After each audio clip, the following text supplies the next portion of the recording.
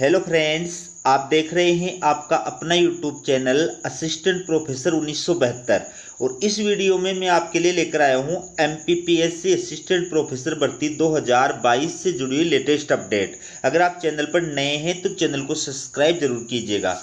चलिए वीडियो की शुरुआत करते हैं। आप देखिए, मध्य प्रदेश लोक सेवा आयोग इंदौर के द्वारा ये अभी यानी 12 अप्रैल 2024 को ये शुद्धि पत्र जो है वो जारी किया है। ठीक है, इसमें क्या कहा है?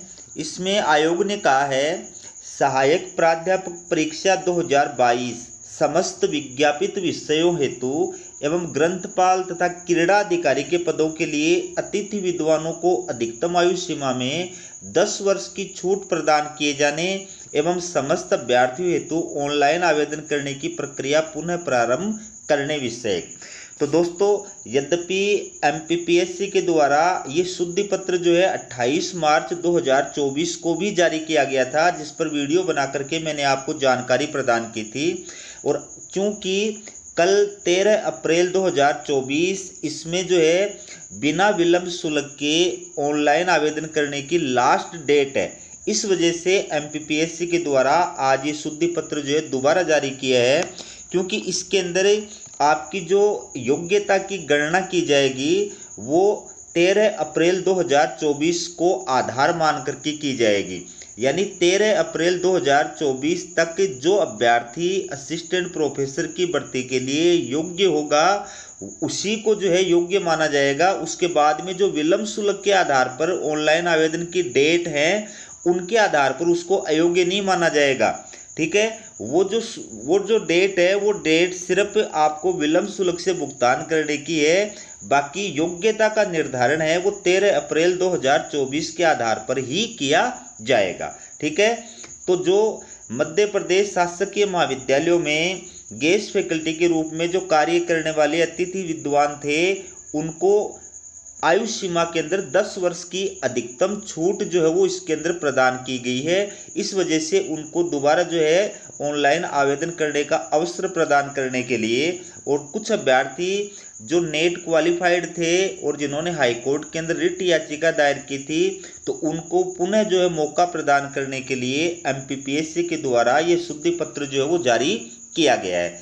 तो इसमें आप देखिए, एक नंबर का पॉइंट इसमें क्या कहा है? आयोग द्वारा उच्च शिक्षा विभाग मध्य प्रदेश शासन हेतु सहायक प्राध्यापकों एवं ग्रंथपाल यानी लाइब्रेरियन तथा क्रीड़ा अधिकारी यानी पीटीआई के पदों की पूर्ति हेतु विज्ञापन संख्या 16/2022 से लेकर के 53/2022 तक दिनांक 30/12/2022 को आयोग की वेबसाइट पर प्रकाशित किया गया था। तो ये जो सहायक प्राध्यापक भर्ती, लाइब्रेरियन और पीटीआई भर्ती का विज्ञापन था ये एमपीपीएससी के द्वारा 30 दिसंबर 2022 को जो है प्रकाशित किया गया था। ठीक है, और उसके बाद में मध्य प्रदेश उच्च शिक्षा विभाग, ठीक है, मध्य प्रदेश शासन उच्च शिक्षा विभाग के द्वारा एक आदेश जारी किया गया था 27 अप्रैल 2023 को। इस आदेश के तहत जो मध्य प्रदेश के शासकीय महाविद्यालयों में गेस्ट फैकल्टी के रूप में अतिथि विद्वान कार्य कर रहे थे उनको अधिकतम आयु सीमा के अंदर जो है छूट प्रदान की गई थी, 10 वर्ष की छूट प्रदान की गई थी। ठीक है, अधिकतम 10 वर्ष की छूट प्रदान की गई थी। तो पहले नंबर के पॉइंट में क्या कहा है? अतिथि विद्वानों को भर्ती परीक्षा में निर्धारित आयु सीमा में अध्यापन अनुभव के बराबर अर्थात एक अकादमिक सत्र में अनुभव के लिए 1 वर्ष किंतु अधिकतम 10 वर्षों की छूट प्रदान की जाती है। आयु सीमा में यह छूट सामान्य प्रशासन विभाग द्वारा निर्धारित अधिकतम आयु सीमा के अतिरिक्त होगी।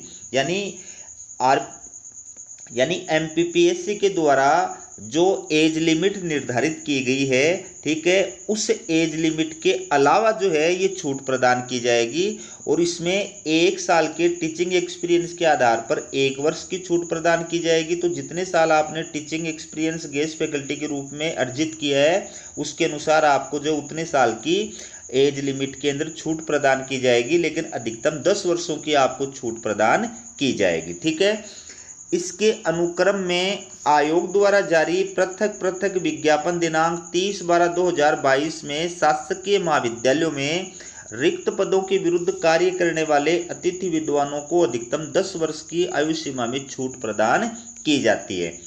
उपरोक्त छूट के परिप्रेक्ष्य में समस्त अभ्यर्थियों के लिए ऑनलाइन आवेदन की प्रक्रिया पुनः प्रारंभ की जाती है।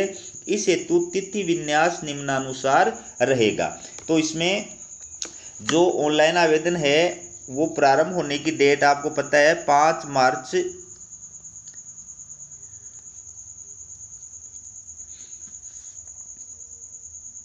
अप्रैल 2024 से ऑनलाइन आवेदन जो है वो प्रारंभ किए गए थे दोबारा, ठीक है। और इसमें लास्ट जो डेट है बिना विलंब शुल्क के वो है 13 अप्रैल 2024 दोपहर 12 बजे तक, यानी कल इसमें ऑनलाइन आवेदन की लास्ट डेट है बिना विलंब शुल्क की।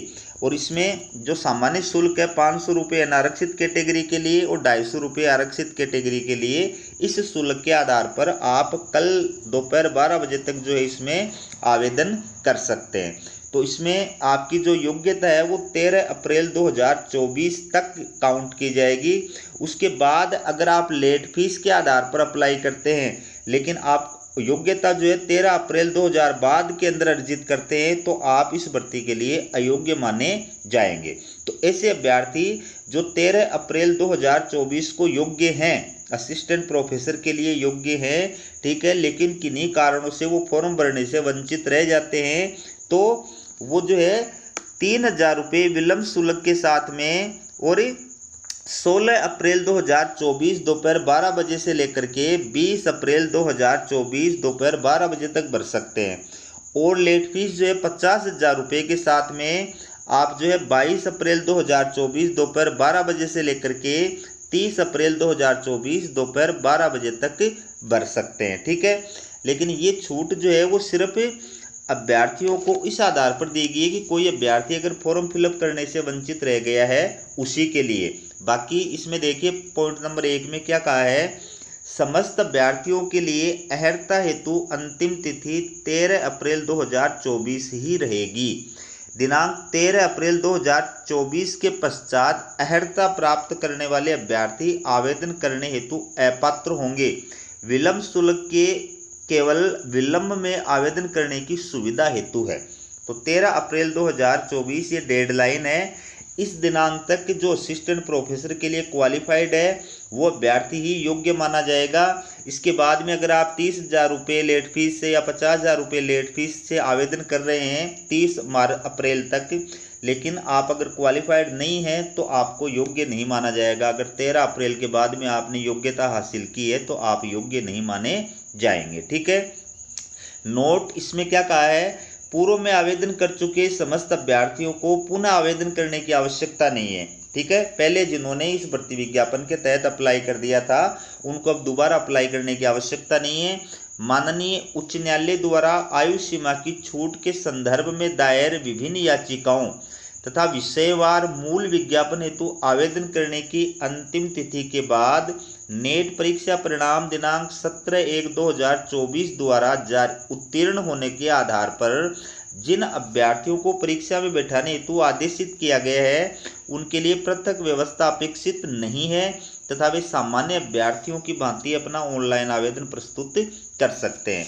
तो ऐसे अभ्यर्थी जिनका नेट का परिणाम 17 जनवरी 2024 को आया है वो अभ्यर्थी भी और कोर्ट के आदेश से जो है इसके अंदर जो है आवेदन कर सकते हैं। उसके लिए अलग से कोई प्रोसेस नहीं है, आपको भी इसी प्रोसेस से आवेदन करना है। तो ये थी MPPSC असिस्टेंट प्रोफेसर से जुड़ी हुई लेटेस्ट अपडेट। इसी प्रकार की अपडेट पाने के लिए चैनल को सब्सक्राइब जरूर कीजिएगा। हमारा वीडियो देखने के लिए आप सभी का बहुत बहुत धन्यवाद।